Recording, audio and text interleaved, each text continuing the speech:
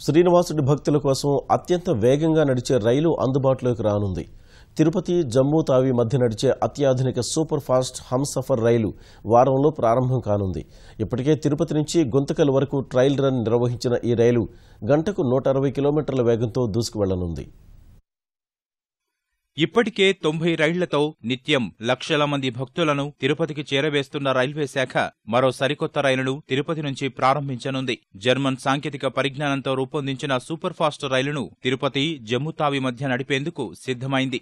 దేశంలో ముంబై, ఢిల్లీ, యశ్వంత్పూర్, హౌరా మధ్య నడుస్తున్న అత్యంత ఆధునిక రైలు హంసఫర్ను వెంకటేశుడి భక్తుల కోసం అందుబాటులోకి తెస్తోంది. హంసఫర్ రైలులో భద్రతతో పాటు ప్రయాణికులకు విలాసవంతమైన సౌకర్యాలు ఉంటాయి.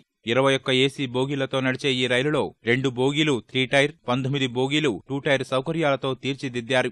రైల్వే స్టేషన్ సమీపించగానే సంబంధిత వివరాలు ప్రదర్శించడానికి ప్రత్యేక తెరలు ఏర్పాటు చేశారు. స్టేషన్ సమాచారాన్ని ప్రకటించాక ప్రయాణికులను అప్రమత్తం చేస్తారు. రైలులోకి ఎక్కే దిగే ప్రయాణికులు, లోపల నడిచే వారి దృశ్యాలు చిత్రీకరించేలా బోగీకి 6 సీసీటీవీ కెమెరాలు అమర్చారు.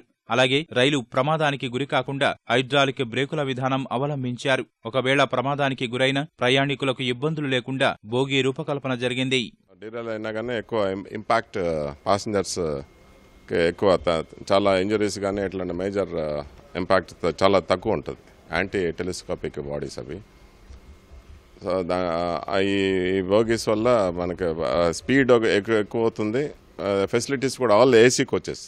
తిరుపతి పుణ్యక్షేత్రం నుంచి దేశంలోని ప్రసిద్ధ ఆలయాలకు ప్రత్యేక రైళ్లు నడుపుతామని రైల్వే శాఖ మంత్రి సురేష్ ప్రభు ఇచ్చిన హామీ మేరకు దేశంలో 3వ రైలుగా తిరుపతి నుంచి హంసఫర్ ప్రారంభం కానుంది. తిరుపతి నుంచి వైష్ణోదేవి ఆలయానికి వెళ్లే ప్రయాణికులకు ఇది ఎంతగానో ఉపయోగపడనుంది.